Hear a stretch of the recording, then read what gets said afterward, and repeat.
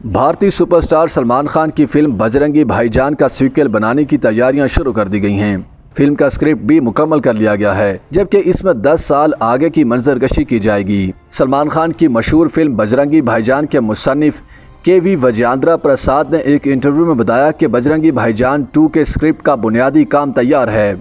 मुसन्निफ ने बताया कि फिल्म के सीक्वल की स्टोरी सलमान खान को सुना दी गई है, जो उन्हें बेहद पसंद आई है। ये फिल्म अपने पहले हिस्से का तसलसल होगी और इसमें 8 से 10 बरस आगे का मंजरनामा दिखाया जाएगा। ताहम फिल्म की शूटिंग कब शुरू होगी ये सलमान खान ही बताएंगे। फिल्म के राइटर वी. विजयेंद्र प्रसाद ने उम्मीद जाहिर की है कि बजरंगी भाईजान का सीक्वल पहले हिस्से से किसी भी तरह कमतर नहीं होगा।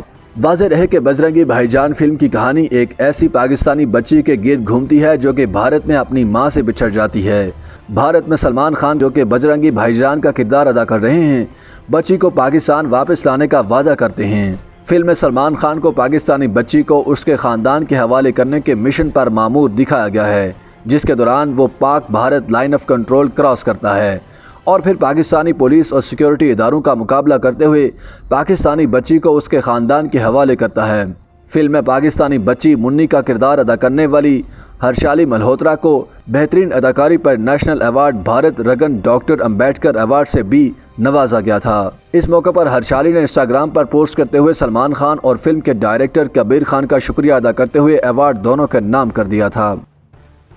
YouTube पर गूगली न्यूज देखने के लिए youtube.com की सर्च बार में गूगली न्यूज टीवी टाइप करें। गूगली न्यूज के पेज पर सुर्ख रंग के सब्सक्रिप्शन वाले बटन पर क्लिक करना ना भूलिए। YouTube पेज पर अपलोड होने वाली वीडियोस से बाखबर रहने के लिए बेल आइकन पर क्लिक कीजिए। आपको हर नई वीडियो के बारे में नोटिफिकेशन मौसूल हो जाएगा।